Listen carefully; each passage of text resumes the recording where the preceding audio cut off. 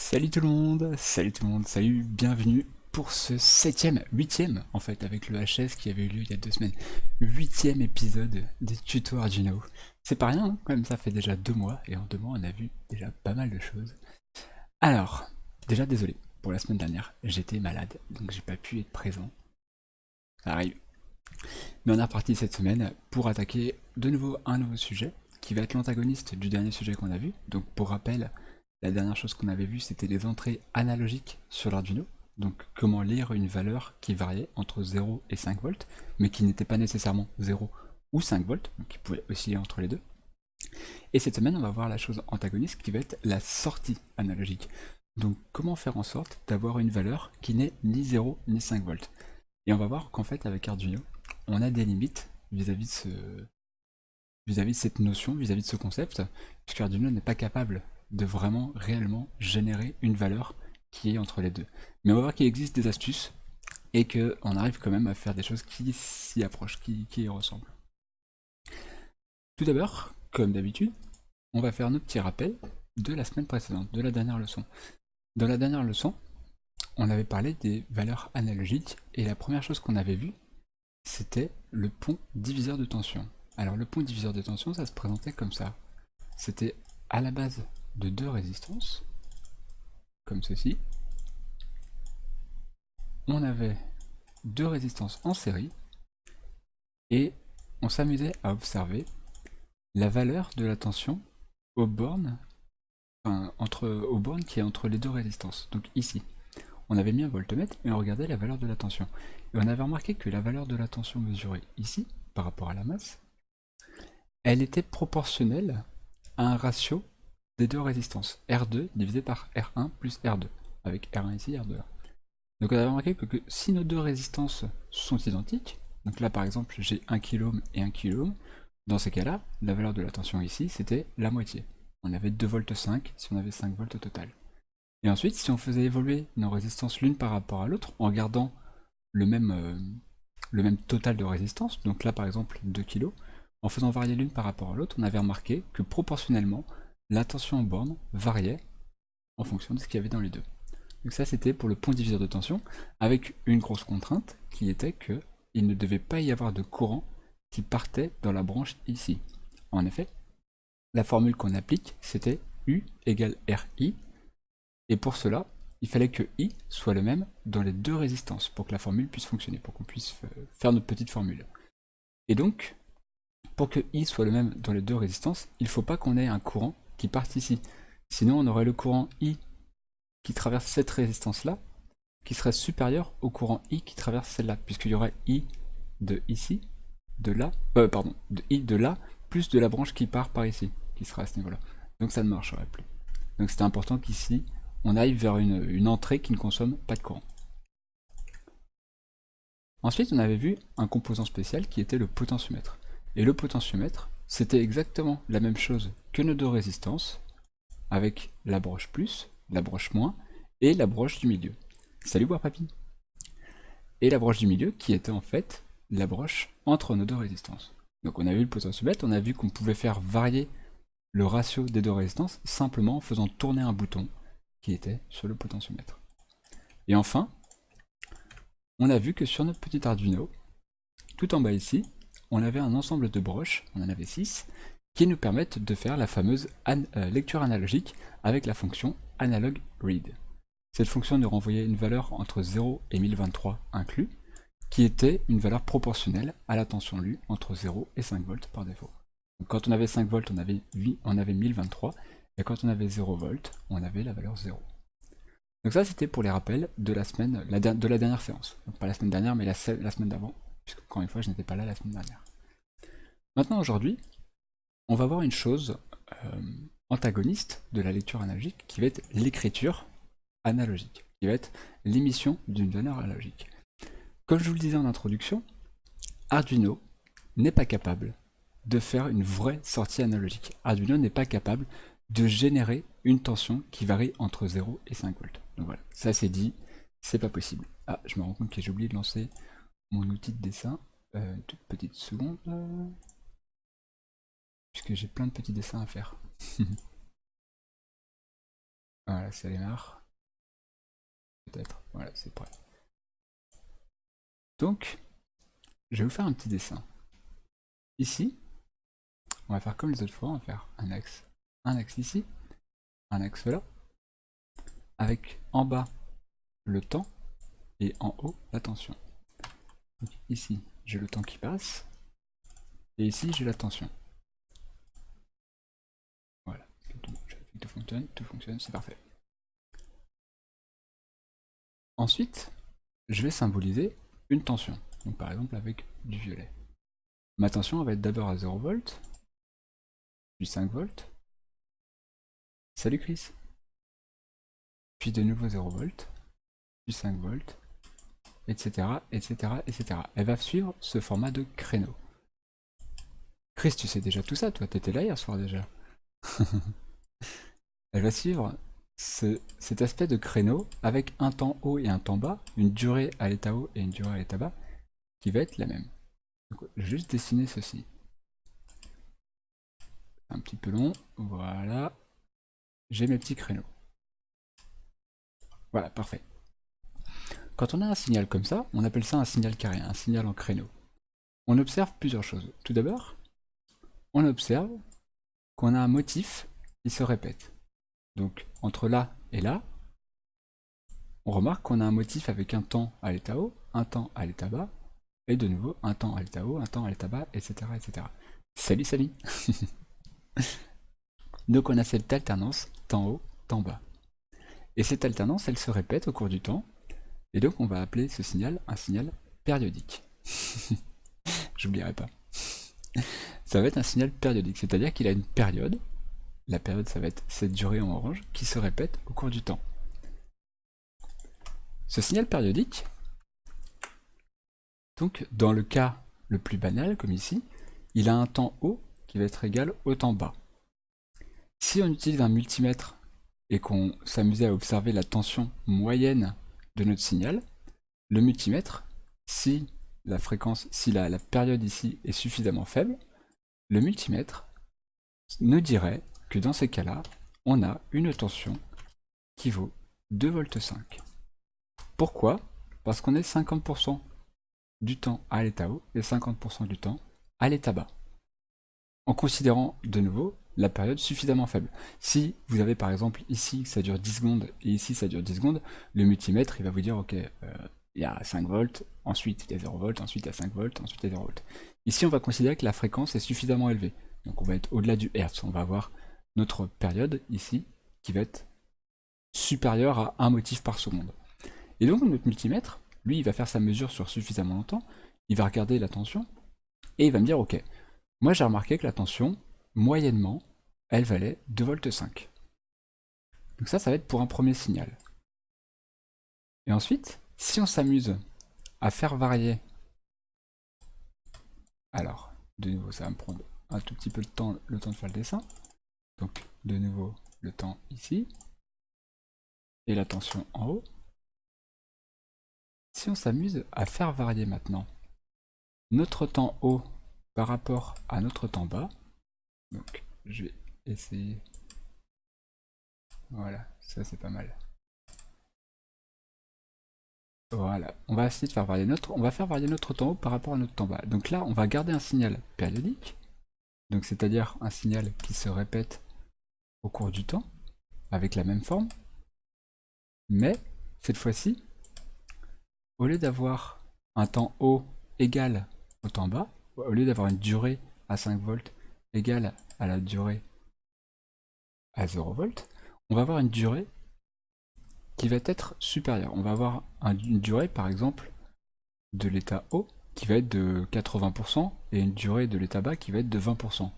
Donc on a 4 cinquièmes si vous préférez.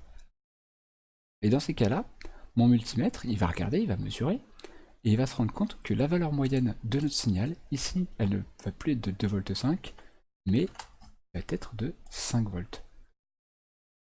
Donc avec la même fréquence, comme ceci.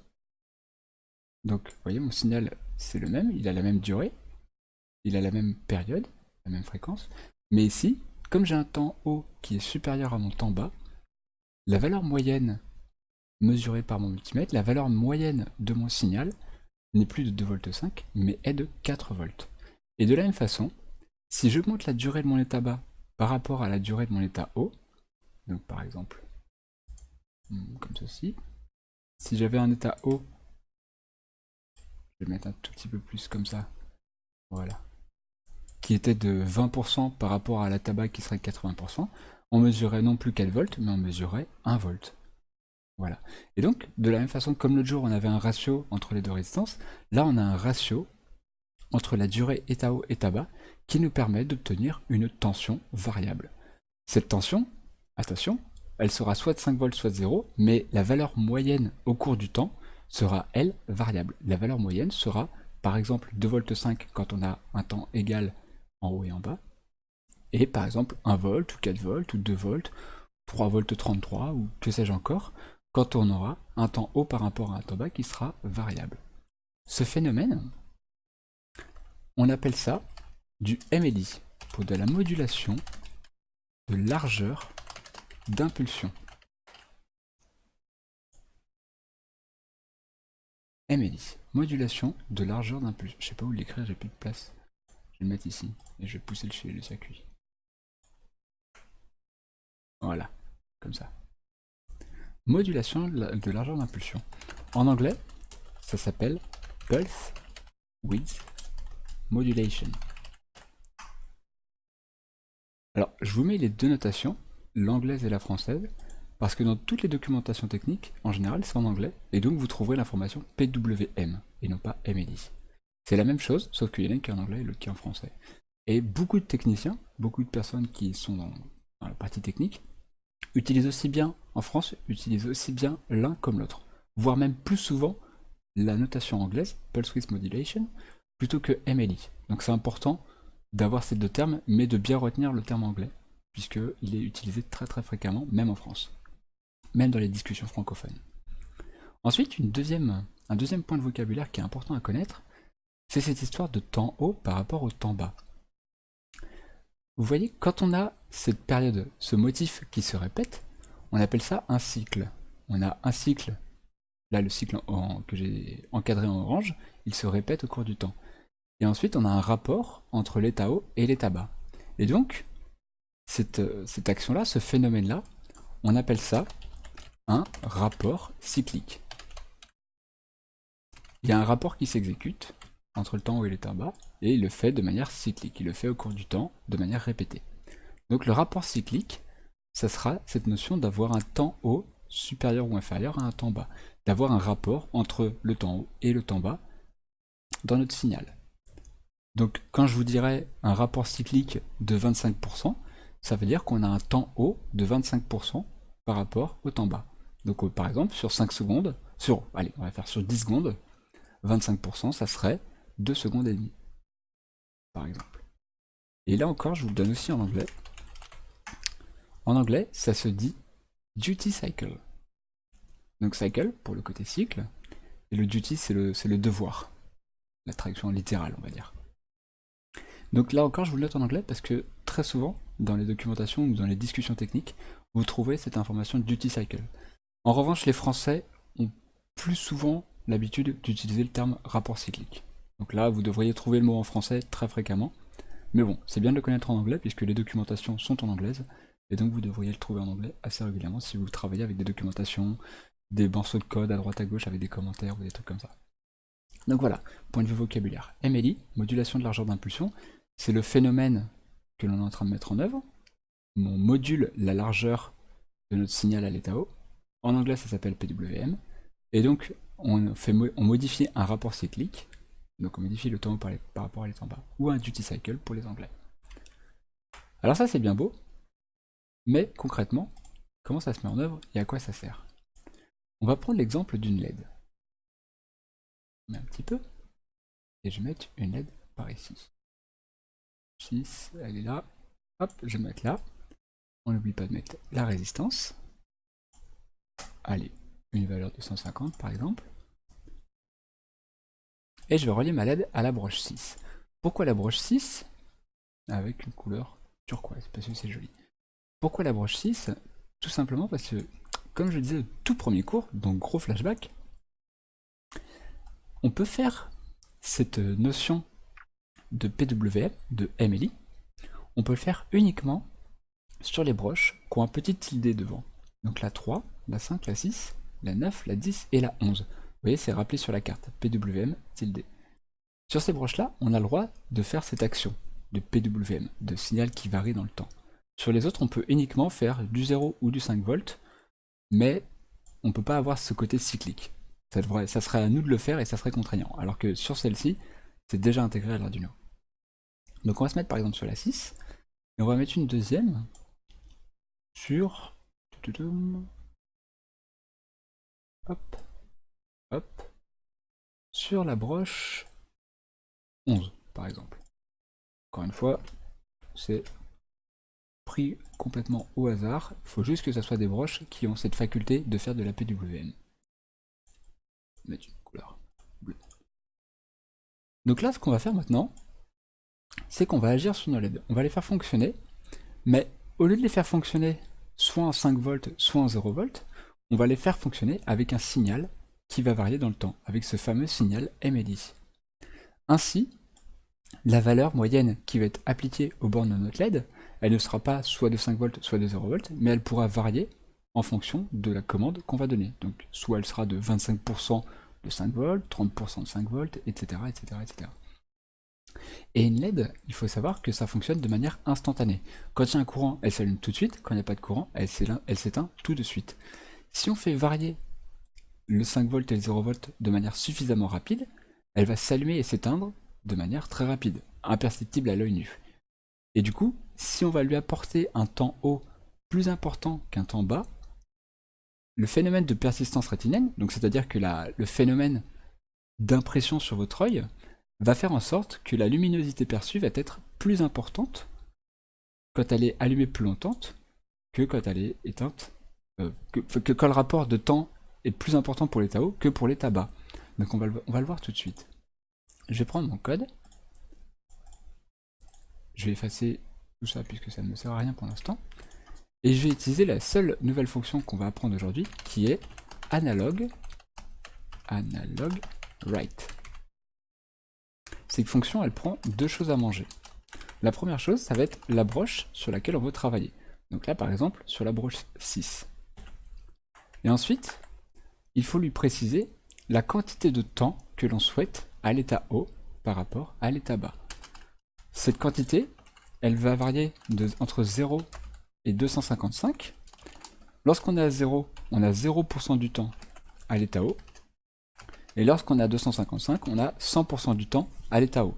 Donc, lorsqu'on est à 0, notre rapport cyclique, il est de 0%. On n'est jamais à l'état haut. Et lorsqu'on est à 255, notre rapport cyclique, il est à 100%. On est tout le temps à l'état haut. Donc ça veut dire que lorsqu'on est à 127, la moitié de 255, on va être à 50%. Donc on aura un rapport cyclique de 50%. Donc sur ma broche 6, je vais mettre par exemple 64, un quart du temps. Et je vais faire pareil sur ma broche 11, mais cette fois-ci, je vais mettre à fond. Sur la broche 11, je vais mettre tout le temps allumé. Je vais mettre 100% du temps à l'état haut. Et donc, on va voir la différence de luminosité qui va se faire sur les deux LED. Autre petite précision, vous avez vu qu'ici, je n'ai pas fait pin mode broche 6 output. Pourquoi? Tout simplement parce que la fonction analog write s'occupe de faire du paramétrage quand on va l'appeler, quand on va utiliser cette fonction. Elle va s'occuper de faire du paramétrage pour que la LED puisse fonctionner avec ce phénomène d'alternance au bas, au bas, au bas, toute seule. Donc on n'a pas besoin d'utiliser cette fonction. Si on le fait, c'est pas grave, ça sera de toute façon écrasé par celle-ci après. Donc on va juste observer tout de suite le résultat. Donc là on voit que la LED qui est sur 11, elle est allumée plus fort que la LED qui est sur 6. On voit bien la différence de couleur, il y en a une qui est plus brillante que l'autre. Et maintenant, je vais rajouter un appareil de mesure qui s'appelle un oscilloscope. L'oscilloscope, il nous permet de mesurer un signal et de voir l'allure qu'a ce signal. Donc ça nous permet de regarder un signal au cours du temps. Alors pour ceux qui n'ont jamais vu, ça se présente comme ça. Vous avez un écran avec une grille, comme ceci. En ordonnée, vous avez la tension, donc la tension du signal, avec généralement le 0 qui va être au milieu, mais sur un vrai oscilloscope, on peut varier le 0 pour qu'il soit tout en bas ou des choses comme ça. Donc on a la tension en ordonnée, et en abscisse, on va voir le temps. Et ça fait qu'on va pouvoir tracer notre signal au cours du temps. Et quand on paramètre un oscilloscope, on peut donner un temps par division. Donc une division, c'est un petit carré. Et donc là, par exemple, le temps par division, c'est 100 millisecondes. Comme on a 10 divisions, ça veut dire qu'entre le début et la fin de mon écran, j'ai une seconde qui s'écoule. Alors ça, c'est pas mal. Et donc je peux le régler, par exemple, en mettant 1, 2, 3, 20 millisecondes par division, etc. etc. Donc ça, c'est pas mal. Et grâce à ça, on va pouvoir observer le signal qui a lieu sur ma broche, qui arrive sur ma LED. Je vais faire comme ça. Cependant, pour pouvoir régler mon oscilloscope, ça serait bien de savoir, grosso modo, quelle est la période de mon signal. Combien de temps met un motif pour fonctionner? Alors pour ça, on va aller voir la référence Arduino, et on va regarder ce que ça nous dit à propos de Analog Write. Donc, je vous poste vite fait dans le chat, pour ceux qui veulent la retrouver plus tard. Donc cette fonction Analog Write, elle permet d'écrire une valeur analogique sous la forme d'une onde PWM, d'un signal PWM. Ça peut être utilisé sur certaines broches, ça permet de mettre une LED à différentes luminosités, etc. etc. Et on apprend que sur la carte Arduino Uno, donc celle qu'on utilise dans le simulateur, on a des broches PWM qui sont les broches 3, 5, 6, 9, 10 et 11, et on voit que la fréquence du signal, pardon, elle est de 490 Hz, sauf pour les broches 5 et 6, où on est à 980 Hz. Alors, pour ceux qui ne sont pas au courant, une fréquence, c'est l'inverse d'une période.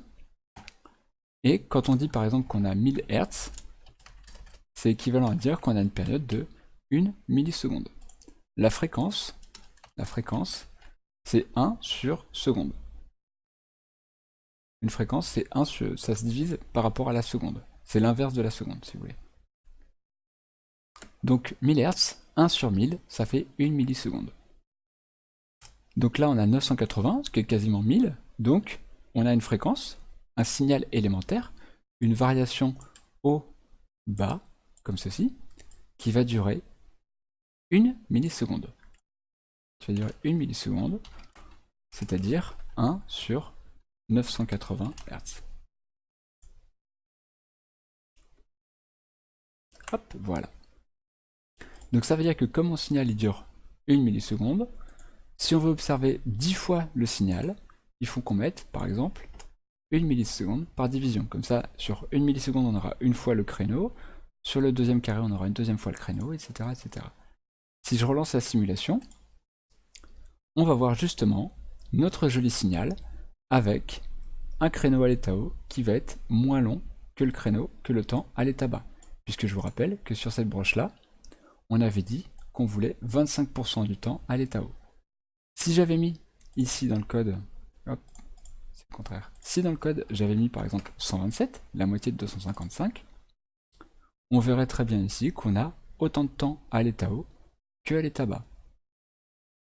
Si je poussais le vis un peu plus loin et que j'allais par exemple à 235 ou 234, là on serait presque au taquet, on serait presque à 100%, et donc on verrait que notre signal à l'état haut, il est beaucoup plus important que notre temps à l'état bas.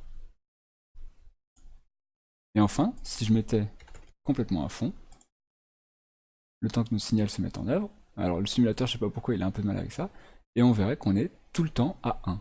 On est tout le temps à 5 volts, puisqu'on notre rapport cyclique est de 100%, donc c'est-à-dire tout le temps à 1. J'espère que c'est clair. Est-ce que c'est clair? N'hésitez pas à le dire si ça ne l'est pas. Donc dans les cas d'utilisation, très souvent, on va utiliser ça par exemple pour faire varier la luminosité d'une LED. Vu qu'elle aura une tension moyenne apparente qui va évoluer, sa durée sa luminosité totale va varier en fonction de cette tension moyenne. Un autre cas d'utilisation, ça va être par exemple le pilotage d'un moteur. Un moteur à courant continu, un petit moteur électrique classique, ça peut se piloter en tension. C'est-à-dire que plus il y aura de tension, plus il ira vite. Si vous mettez 12 volts, il va aller très vite. Si vous mettez 5 volts, il ne va pas aller très vite, etc., etc. Ici, on appliquera soit du 0, soit du 5 volts. Mais le fait que le moteur il ait une inertie mécanique, donc un peu comme dans votre voiture. Quand vous appuyez sur la pédale d'accélérateur, la voiture prend de la vitesse, et après, l'inertie mécanique fait que la voiture, même si vous lâchez l'accélérateur, elle continuera à avancer. Mais ici, c'est pareil. Un petit moteur électrique, vous allez lui donner une impulsion avec le 5 volts, et ensuite, quand vous allez relâcher en mettant à 0, il va continuer à tourner un petit peu. Et donc, plus vous allez donner des impulsions longues, plus votre moteur va atteindre sa vitesse de croisière. Si il est censé fonctionner à 5 volts et que vous mettez toujours 5 volts, il va aller à sa vitesse nominale qui est celle donnée à 5 volts. Si en revanche vous mettez un rapport cyclique de 50% et que vous avez donc la moitié du temps à 5 volts, la moitié du temps à 0, la valeur apparente pour lui ça sera 2 volts 5 et il fonctionnera donc à une vitesse moins importante puisqu'il aura une tension moyenne qui sera moins importante. L'apport d'énergie sera moins grand et donc il tournera moins vite. Il aura moins cette faculté à tourner vite. Donc très fréquemment c'est ça, on l'utilisera pour les moteurs ou pour faire de la luminosité sur la LED.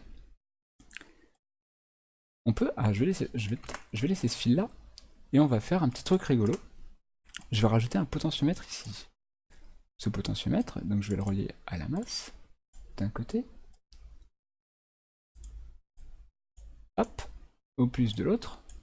Et la consigne, ouais, je vais appeler ça la consigne, le curseur, on va le mettre sur une broche analogique. Allez, orange. Parfait. Et je vais faire évoluer un tout petit peu mon code pour que maintenant je fasse ceci. Je rajoute une variable que je vais appeler mesure par exemple. Cette variable, je vais lui mettre dedans la valeur de la lecture analogique sur la broche à 0. Donc mon potentiomètre qui va varier entre 0 et 5 volts va donner sa valeur sur A0. A0. Je vous rappelle que la valeur retournée par analog grid, elle va de 0 à 1023. Quand on est à 0 volts, on a 0. Et quand on est à 1023, on a 5 volts. Or, nous, analog write, ça peut fonctionner entre 0 et 255, donc 4 fois moins. Donc pour ça, je vais prendre ma mesure, et je vais tout simplement la diviser par 4. Et donc, qu'est-ce qui va se passer maintenant? C'est que la valeur de mon potentiomètre va servir de consigne à la valeur que je donne sur ma LED. Mon potentiomètre va servir de graduateur de luminosité pour ma LED. Donc je vais lancer la simulation. Donc au début, on va être à 5 volts. Je vais rajouter un petit multimètre. Je vais rajouter un petit multimètre pour mesurer le signal. Voilà. La masse. Hop. Et je vais aller mesurer le signal comme ceci. Orange. Nickel.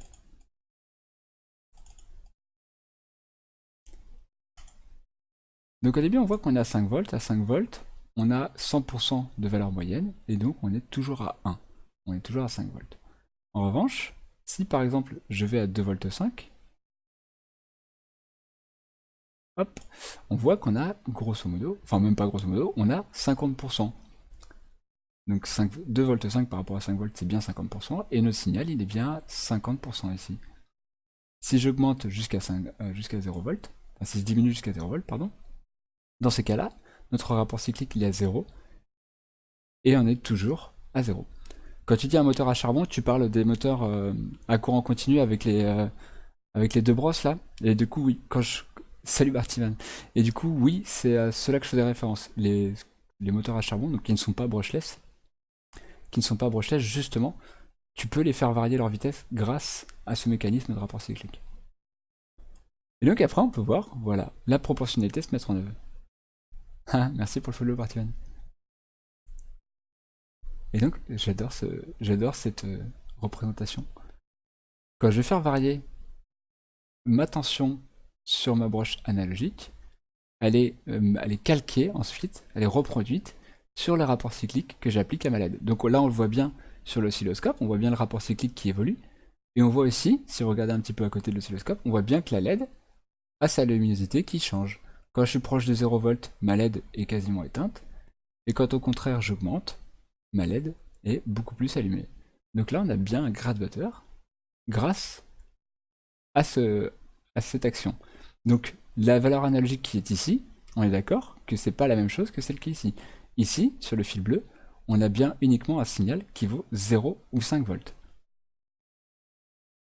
Donc si tu simules un point milieu, tu peux inverser le sens. J'ai pas compris. Si je simule un point milieu, tu veux dire pour le moteur? T'es encore sur le cas du moteur? Si c'est le cas, oui, mais on peut pas le faire simplement avec juste un petit montage. Il va falloir un pont H parce qu'il va falloir être capable justement de décaler cette tension, décaler le sens du courant. Et là, le courant, là on fait juste du 0,5 volts, on n'a pas de tension négative dans ce type de montage, donc on n'est pas capable vraiment d'inverser le sens.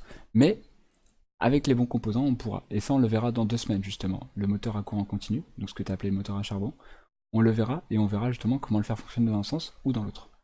Je sais pas si on y arrivera en une seule sens parce que ça va prendre un peu de temps, mais ça pourrait le faire. Donc là, c'est assez cool, on a ça. J'aurais pu, puisqu'on parle des moteurs, on en a ici. J'aurais pu mettre un moteur et essayer de le faire tourner.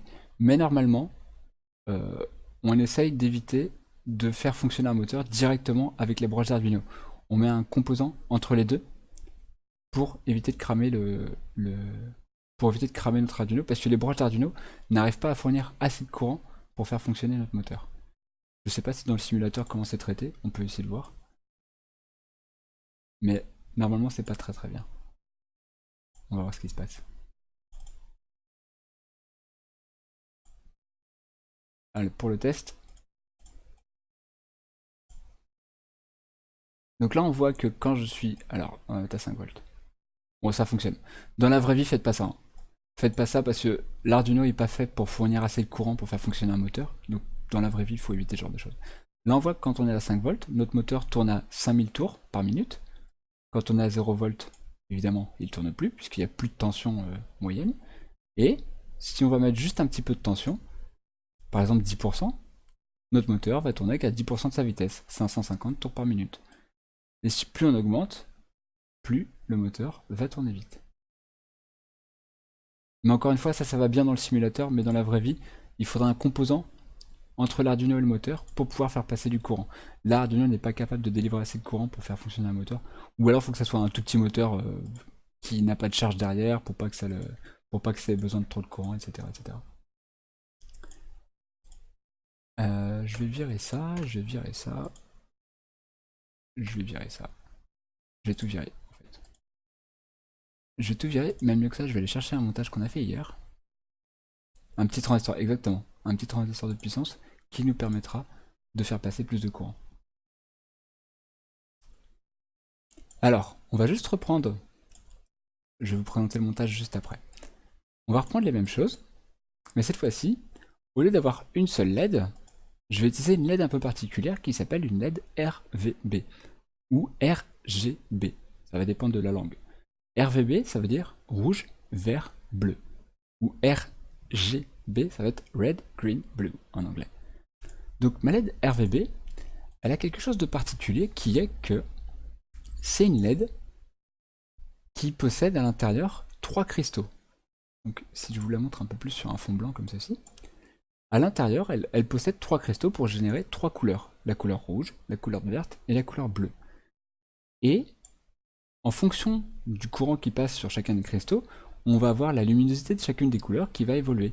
Si on n'a que du courant dans la broche rouge, la LED s'éclairera que en rouge. Si on en a que sur le vert, ça va s'allumer que en vert. Et si on en a que sur le bleu, pardon, bleu-vert, ça va s'allumer que en bleu. Et si on applique une tension variable analogique sur chacun des cristaux, on va pouvoir faire varier la proportion de chaque couleur au sein de notre LED. Donc si on a un peu de bleu et un peu de rouge, par exemple, allez, pas du tout de vert, on pourrait avoir du violet, etc. etc. Ces LED-là, elles ont un petit truc particulier, qui est qu'elles ont une broche commune. En fait, les LED de ce genre, ça se présente comme ça. Alors, je vais pas faire la même bêtise qu'hier, je vais la faire en couleur. Vous avez votre LED, par exemple, rouge, Avec comme ceci. Hop. Alors, quand on veut faire ça bien, on symbolise les deux petites flèches pour dire que c'est une LED, c'est une diode qui fait de la lumière. Rouge, vert. Donc dans mon petit, dans ma petite clepsydre, voilà, dans l'emballage, dans le boîtier, on appelle ça de la LED, il y a 3 LED en fait, qui vont être comme ça, et une LED bleue ensuite. Voilà. Et donc, à votre Arduino, ou à quelconque composant, vous allez relier à la fois à chacun des fils à la LED. En revanche, ici, ma LED, dans le simulateur, on nous explique, on nous montre qu'elle a une cathode. Donc elle a rouge, vert, bleu, rouge, bleu, vert, et elle a une cathode. Autrement dit, notre LED, elle est à ce qui s'appelle la cathode commune. Donc je vous rappelle la petite astuce pour repérer la cathode, c'est là où on peut dessiner un K sur notre LED. Donc la cathode elle est ici, alors que là, de l'autre côté, ce serait l'anode. Et donc, cathode commune, ça veut dire que la cathode des 3 couleurs est reliée, est commune aux 3. Donc, avec 4 fils, un fil pour la masse et un fil par signal de couleur, on peut piloter la petite LED RVB. Donc, je reprends le schéma que j'ai fait hier, qui est celui-ci. Vous avez une LED. Cette LED, elle a sa cathode qui est reliée à la masse. Elle a le fil rouge, sa broche rouge, qui est reliée à la broche 11, qui peut faire de la PWM sur l'Arduino. La broche bleue, qui va être reliée à la broche 10 de l'Arduino, qui elle aussi fait de la PWM. Et la broche verte, qui est reliée elle aussi à l'Arduino sur une broche PWM. Si, pour l'instant, oubliez les potentiomètres qui sont là, et ne faites pas attention au morceau de code qui est ici.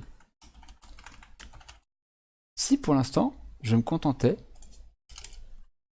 d'écrire de manière tout ce qui est de plus classique, d'écrire soit des 1, soit des 0 sur les différentes broches, qu'est-ce qu'on va observer?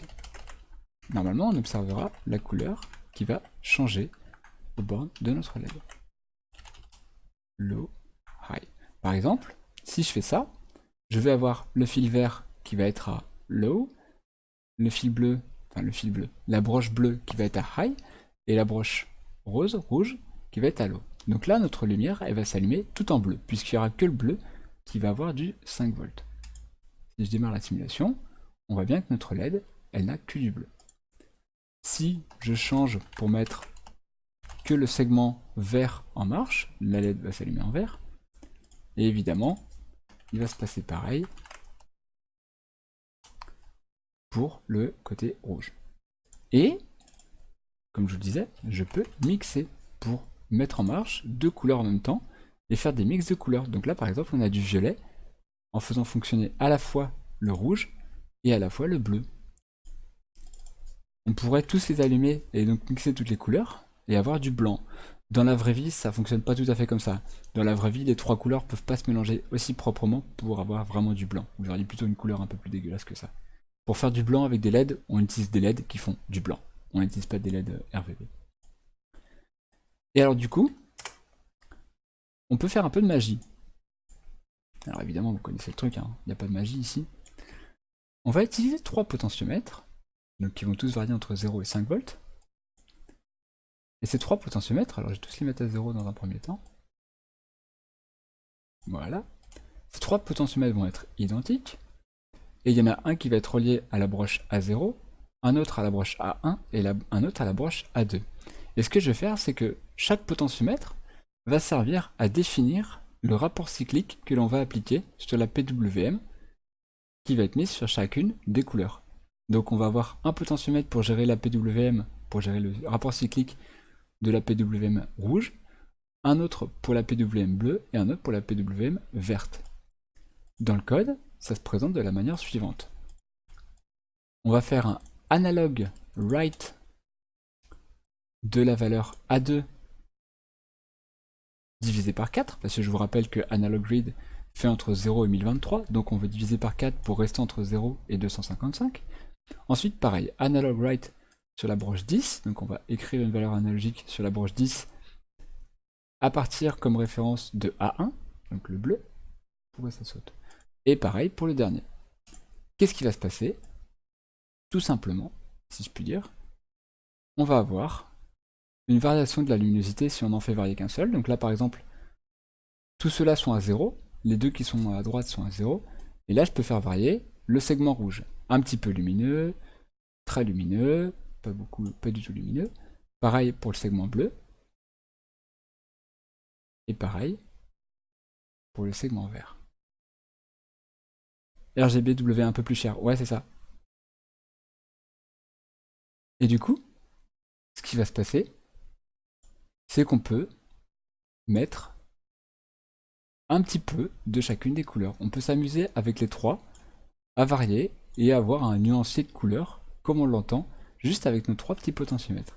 Et à s'amuser à définir, par exemple, tiens, j'ai envie d'avoir 25% de vert, 50% de bleu et 75% de rouge. Et ça me fait une espèce de rose, par exemple. Et donc voilà, avec les trois petits potentiomètres, donc le cours précédent, la lecture analogique, on peut voir une des applications qui serait par exemple de faire un petit nuancier. Donc si vous aviez une guirlande avec plein de LED de toutes les couleurs, vous pourriez vous amuser à changer la valeur de la couleur en donnant une proportion de 5 volts sur chacun des segments, sur le rouge, le vert ou le bleu. Est-ce que c'est clair ce montage? Parce que du coup j'ai repris le montage hier, j'ai pas fait pour éviter de perdre du temps à refaire les branchements. On a gagné 5 minutes en faisant juste la partie code. Est-ce que c'est clair? Est-ce que vous avez compris l'idée derrière tout ça?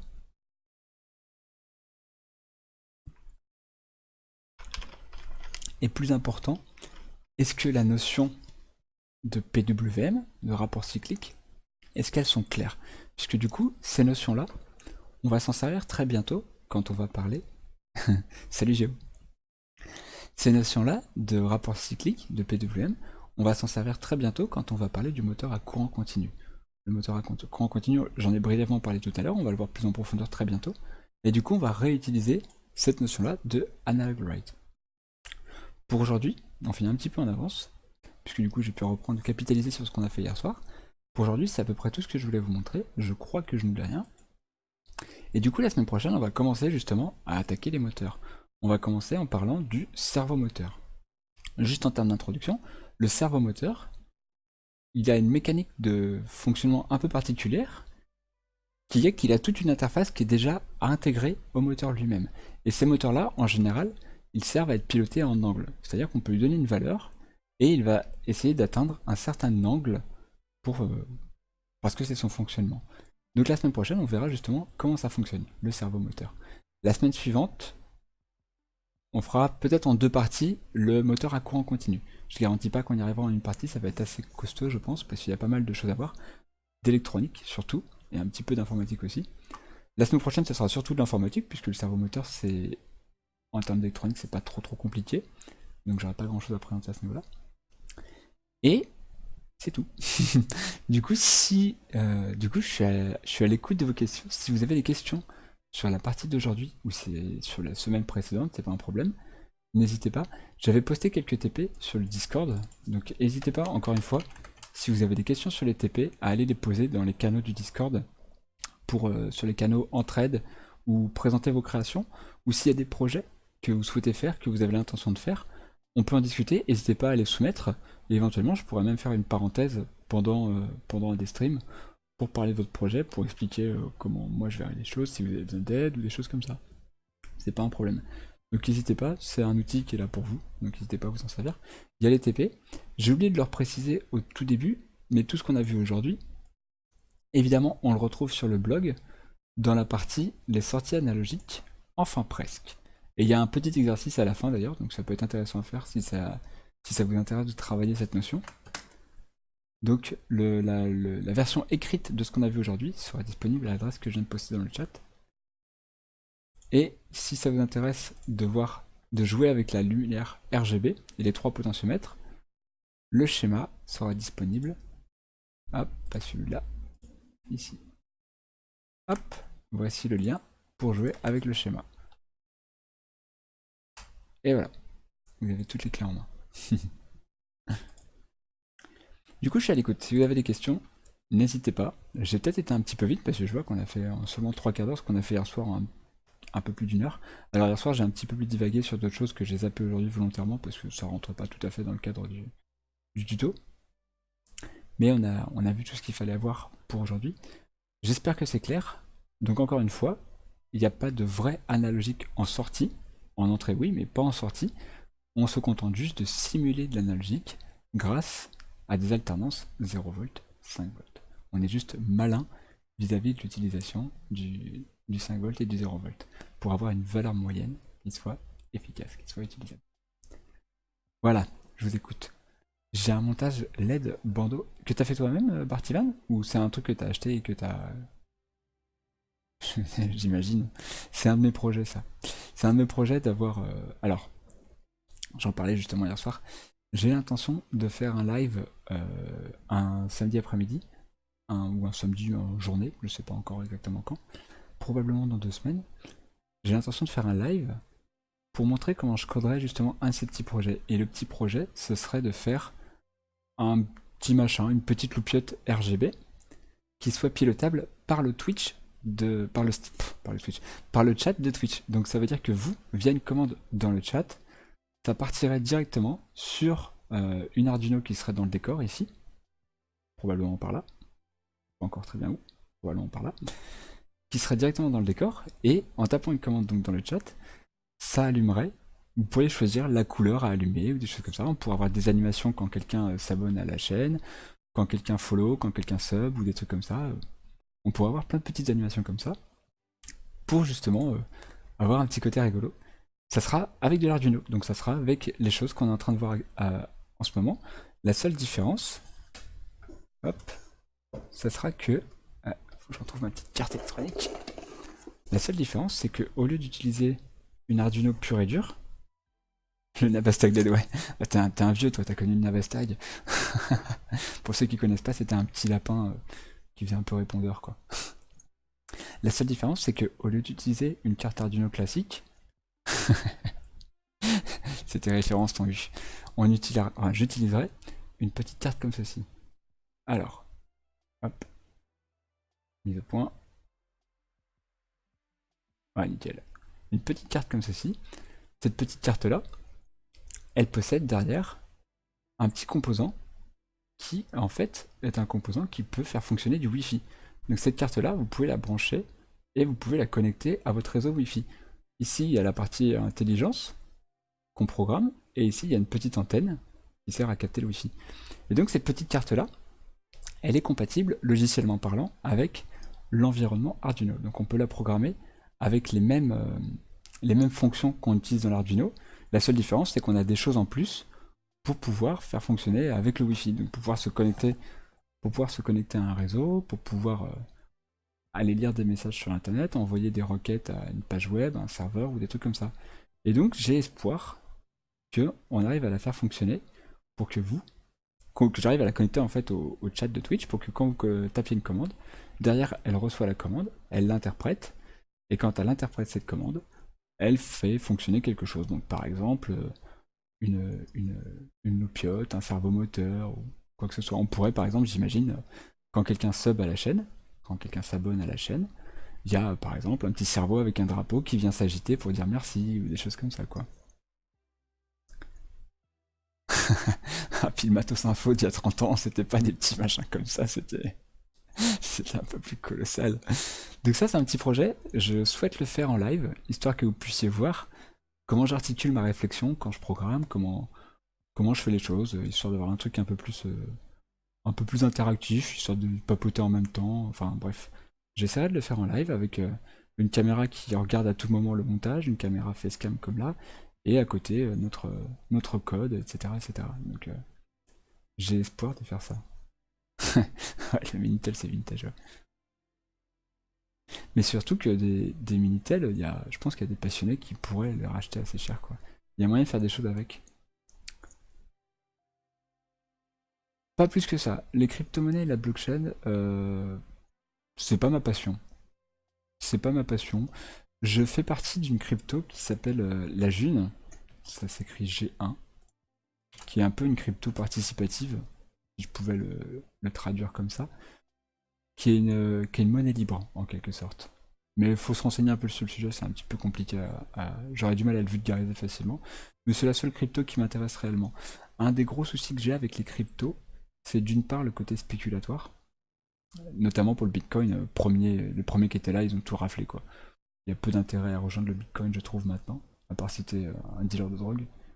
Et le côté écologique aussi. Il faut savoir que les cryptos, ça se base sur des gros calculs, donc ça veut dire qu'il faut faire fonctionner du matériel informatique qui est capable de faire des gros calculs. Et donc, écologiquement, c'est un désastre. C'est vraiment pas super optimal, quoi.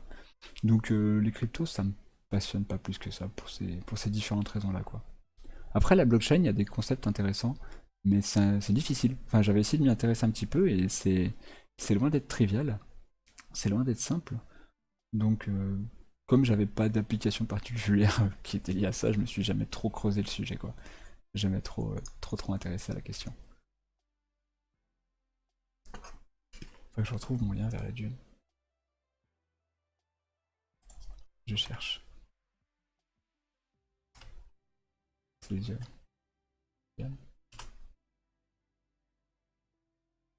Ouais, j'arrive pas à retrouver. Bon, c'est pas grave. D'unitaire, voilà, c'est ça. C'était ça le système.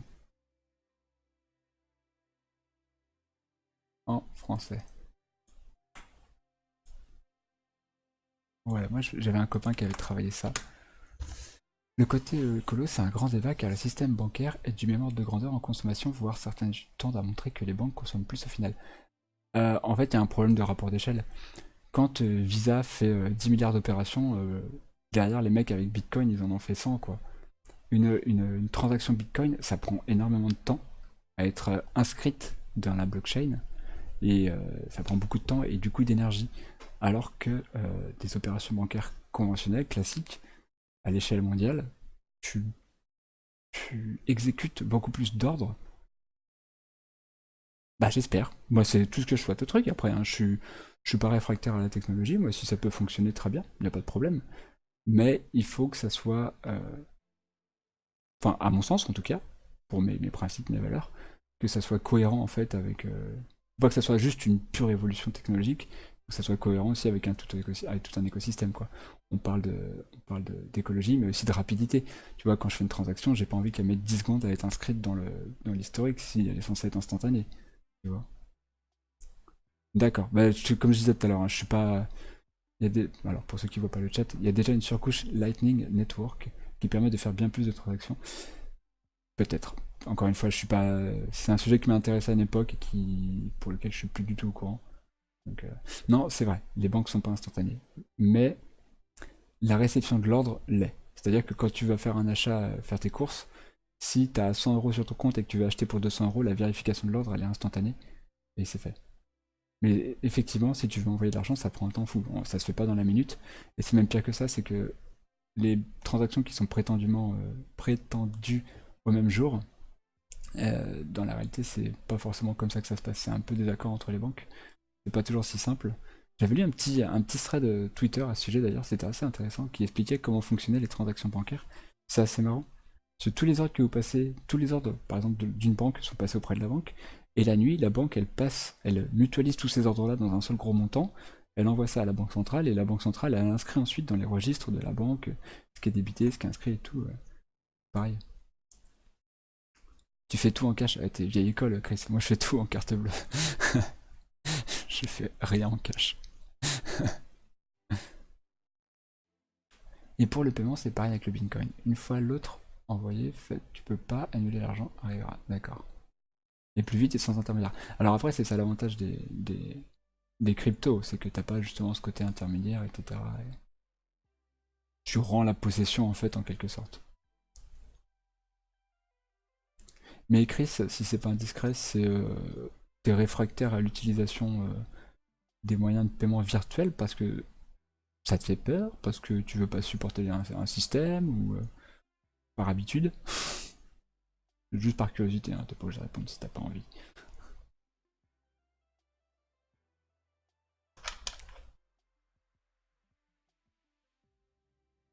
D'accord, tu veux vivre hors du système.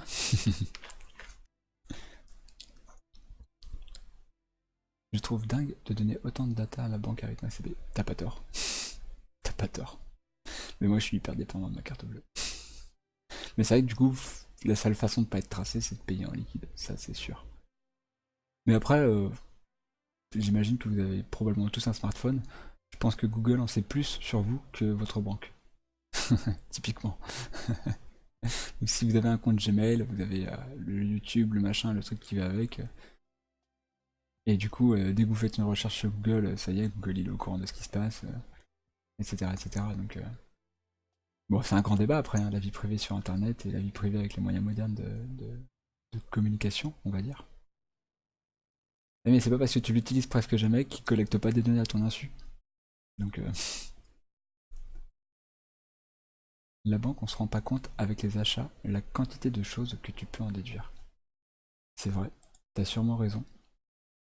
Après, est-ce que les banques ont le droit de recouper le... Est-ce qu'une banque a le droit de récupérer, par exemple, tu veux faire tes courses dans un centre commercial, elle ne peut pas savoir la nature des achats, elle connaîtra juste le montant. Le centre commercial, lui, il saura. Donc ils peuvent recouper s'ils se mettent en copinage tous les deux, mais elle n'a pas les informations, elle a juste une date, un lieu, mais elle n'a pas de la nature de l'achat finalement. Après, j'imagine que forcément, si tu fais tes achats en ligne sur des sites spécialisés, juste le nom du site suffit à connaître la nature de l'achat. Mais, euh, mais à part ça, sinon, alors, il y a deux points, donc je suppose qu'il y a un complément. Mais comment ils font alors? Comment ils peuvent déduire les achats s'ils les connaissent pas? Du coup, il y a une mise en relation qui est faite entre les organismes. Wi-Fi 4G éteinte et le reste est 4. Ouais, mais Wi-Fi et 4G éteinte, qu'est-ce qui dit que ton téléphone il stocke pas et qu'il renvoie dès que le Wi-Fi est mis en marche ou dès que la 4G est mis en marche? Tu vois? Ça se trouve, il fait du stockage et il envoie tout d'un coup vite fait, en sournois. J'avais lu d'ailleurs à ce sujet vie privée et compagnie, il y a pas très longtemps, qu'il y a une boîte, alors c'est une équivalent d'une mutuelle en France, une boîte d'une assurance santé privée aux États-Unis, qui vient de signer un contrat, alors la boîte s'appelle Ascension je crois, qui vient de signer un contrat avec Google pour, grosso modo, que Google les aide à gérer leurs données, pour les aider à gérer, trier, organiser leurs données. Et ça veut dire que Google a d'un coup accès à 1, 2, 3 millions de données de santé de la population américaine. Alors officiellement, Google sépare les deux. Google n'interprète pas ces données-là pour les fusionner avec son portefeuille client. Mais après, il y a l'officiel et l'officieux. Regroupant des bases de prix des articles avec des bases de consommateurs. D'accord.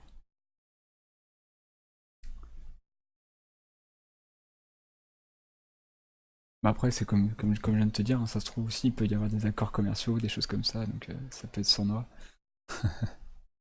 Faut rester avec notre petite Arduino, elle ne sait pas grand chose, elle est innocente. Mais c'est marrant cette dérive sur le sujet. Mais de toute façon, après, c'est un vaste problème, vaste sujet de se dire où à quel point la vie privée est privée sur Internet, quoi. Là, typiquement, je suis en train de faire une diffusion publique, vous savez plein de choses sur moi maintenant, quoi. Vous pouvez analyser la position du soleil, comme ça vous savez où j'habite. J'avais lu un truc assez fou, c'était en Chine, je crois. Donc il y avait une nana qui faisait des streams, et il y a un mec, un fan de la nana, il a été zoomé sur l'image, et il a observé le reflet dans les lunettes ou dans les yeux de la nana pour deviner où elle habitait. Alors il devait y avoir une bonne qualité d'image, et il a été capable de, via le reflet, sur plusieurs streams, via les reflets sur les lunettes, ou sur la pupille, sur les yeux, il a été capable de deviner où la nana arrivait, et du coup il a été la stalker, il a été comment dire, la rencontrer à la sortie de chez elle, quoi. C'est complètement dingue. Complètement fou. Les gens, les moyens qu'ils mettent en œuvre. On donne des informations sans le savoir finalement, quoi. Alors moi j'ai mon background qui est flou, on peut pas savoir. Vous savez juste qu'il y a de la pâte à modeler et des CD. Ouais, c'est la puissance de nos ordi, mais qu'est-ce qu'on peut y faire? Enfin, tu vois, est-ce que on doit se priver? Est-ce que par exemple, il faudrait que j'évite de faire? Quel jeu tabou, ouais. Bon, pas que, il y en a plein de petits jeux. Il y a 50 ans, l'informatique c'était l'avenir, aujourd'hui c'est juste flippant, même la Stasi, ça la ramasse. Ah, c'est ouf ça, je savais pas. Le mec avec 3 photos de Merkel, il a refait son empreinte digitale. C'est quand même dingue, hein. Franchement, c'est quand même fou quoi. Et donc, du coup, est-ce que, parce qu'il y a des gens qui vont aller à des extrêmes, enfin, comment je vais faire? Moi, j'ai envie de vous apporter ces informations-là, cette formation sur Arduino, etc. Ça me fait plaisir. Je vous fais confiance pour pas être détraqué et venir chez moi. Mais du coup, comment on peut faire, tu vois? Comment quelqu'un qui a envie de changer d'activité, une nana qui a envie de faire une activité de joueuse en ligne avec stream, etc., comment elle peut vivre tranquillement si des gens à son insu font des actions comme ça devient compliqué, quoi. Ouais, ça je suis assez d'accord. La biométrie, c'est pas super safe, quoi. Il suffit que ça soit un peu compromis, comme tu viens de le montrer, et ça y est, c'est fichu, quoi.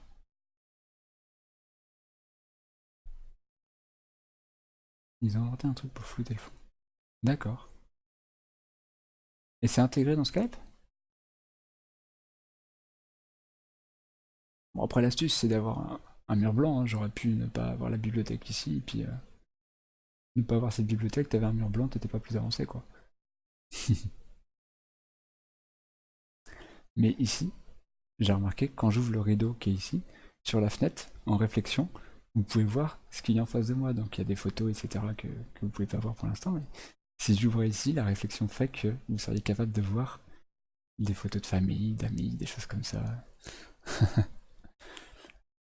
Alors avec Twitch non, mais avec OBS, donc le logiciel de diffusion, il y a des plugins qui existent pour effectivement faire des choses. Je pourrais m'amuser, tu vois, on peut faire plein de filtres.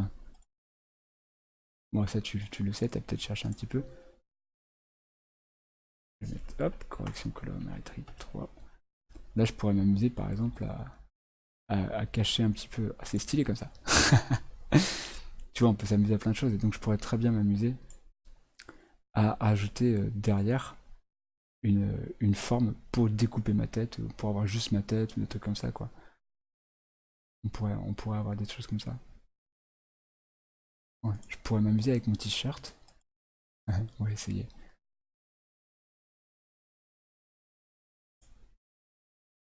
Voilà. Je peux m'amuser à intégrer, me servir de mon t-shirt comme incrustation pour faire une incrustation Donc là, ça se voit pas, mais vu que mon t-shirt il est vert, si j'avais une image qui était derrière, je peux faire une incrustation directement via mon t-shirt qui est vert, quoi. Alors on peut le faire avec toutes les couleurs, mais le vert ça marche particulièrement bien. Rigolo. Voilà. Et donc du coup, on pourrait imaginer, j'ai fait ça pour certains streams, je fais un découpage autour de ma tête, et donc le fond on le voit plus, quoi. On va mettre un fond vert, enfin il y a pas mal de choses. Et oui, le flou de toute façon, si la police est capable de le faire, tout le monde peut le faire. Le flou, c'est pas irréversible. On a moyen de retrouver des informations même avec du flou. Le seul moyen qui est pas irréversible, c'est d'avoir un gros aplat noir, et puis voilà, c'est terminé. Tu peux pas voir ce qui se passe, quoi. Mais le flou, effectivement. Ouais, ça dépend. Pardon.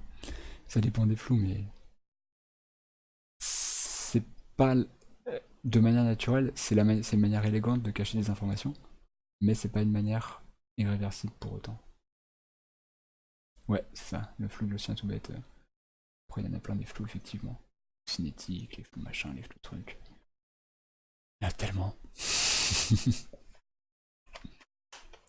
Alors, je pense que la puissance de calcul pour du traitement d'image, c'est pas un super gros problème. Le traitement d'image, c'est assez maîtrisé maintenant, et on fait des trucs assez simples, assez rapidement. Quand on voit ce qu'on est capable, ouais, les voitures autonomes, elles sont capables de traiter en temps réel les flux des caméras pour voir les panneaux, pour voir la circulation, etc. Donc, déflouter une image, c'est pas un problème, quoi.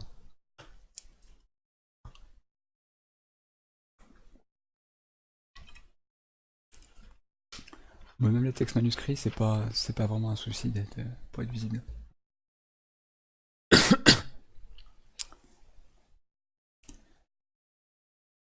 Bon, il est 16 h. Je vais pas tarder à m'arrêter, j'ai mes enfants qui vont bientôt apparaître. C'est vrai ça? Vous avez vu Google qui fait l'indexation des numéros de plaques de voiture. Tu tapes la plaque d'une voiture et il te montre des images. Et si t'as un lien, si t'arrives à retrouver un lien vite fait, je suis preneur. J'avais jamais entendu parler de ça. Mais c'est illégal, non? Parce que de la même façon qu'ils floutent les visages, ils devraient flouter les plaques et ils devraient pas les conserver, etc. Il y avait eu un scandale, et quand Google Street View était en train de se développer, il y avait un scandale sur le fait que euh, Google connectait des données sur les réseaux Wi-Fi des gens. Ils se promenaient et ils connectaient les informations, les SSID, etc. Et du coup, ça avait été retrouvé. Ouais, c'est ça, exactement. Et ça avait été jugé illégal. Ils n'étaient pas censés le faire. Merci pour le lien. Ils n'étaient pas censés le faire. Et du coup, ça me paraît fou qu'ils s'autorisent à lire les plaques de matriculation et les stocker, quoi.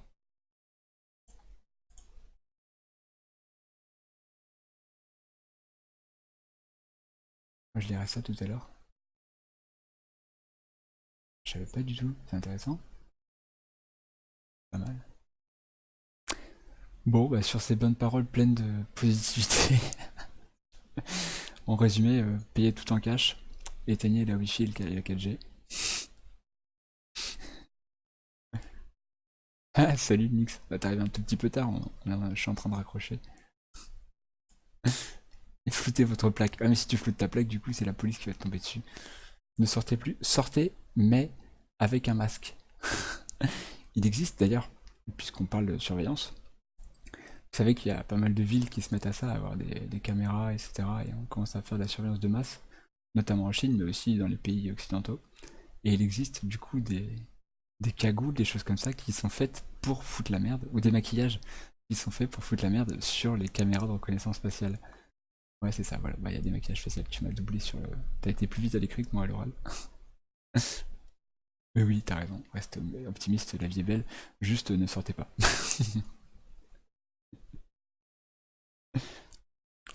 Bon, allez. Je vous dis à bientôt. Comme d'hab la semaine prochaine, mardi soir, 21h, mercredi 15h. On parlera des servomoteurs. Ça va être intéressant. Ça va être rigolo. On devient parano, carrément. Et du coup, à la semaine prochaine. Et on revoit ça pour cette histoire de petit montage wifi. Ça devrait être super à mettre en place. Ça va être assez rigolo. À très bientôt. Voilà, c'est tout fou. Bonne semaine à tous et bon week-end aussi. Allez, salut salut.